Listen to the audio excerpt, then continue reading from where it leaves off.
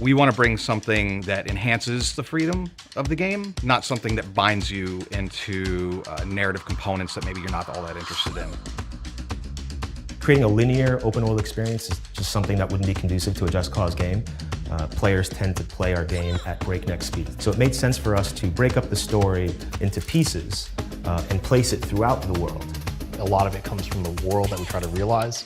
A lot of it comes from the ancient civilizations that we want to make sure we're embedded in there.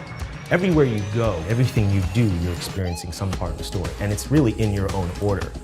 We put a lot of attention in crafting a narrative and delivering it in a way that we believe can really work and can finally entice also those players that are looking for a little bit more of depth into your character progression, into the reason for doing what you do.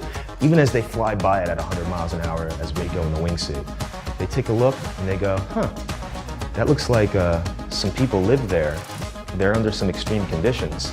I wonder why that is. This is actually the time when Rico and the player, as powerful as they are, they've met their match. You create your visions with your directors. And this time around, we also had a narrative director.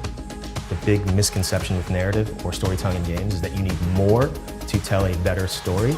And it's just like cinema. You can tell a great story in 90 minutes. We want to tell a good, honest action story.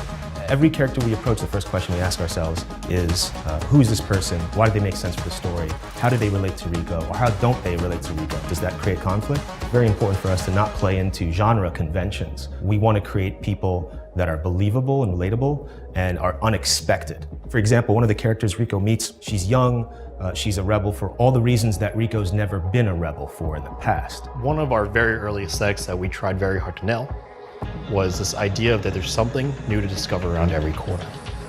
The beauty of the open world is finding ways to converge on those narrative points. Just because there's not a cutscene to tell you a plot point or a story point doesn't mean that the narrative is not ongoing. The story is always happening. You're spending time with these characters across all these objectives and you're getting to know them. It's a bit of a different socio-political setting than we've had in previous Just Causes, which were more built around like a dictator or a warlord. This situation, it's a little less obvious who the enemy is. And instead, you're forced to kind of expose the layers of both corruption and malintent underneath that.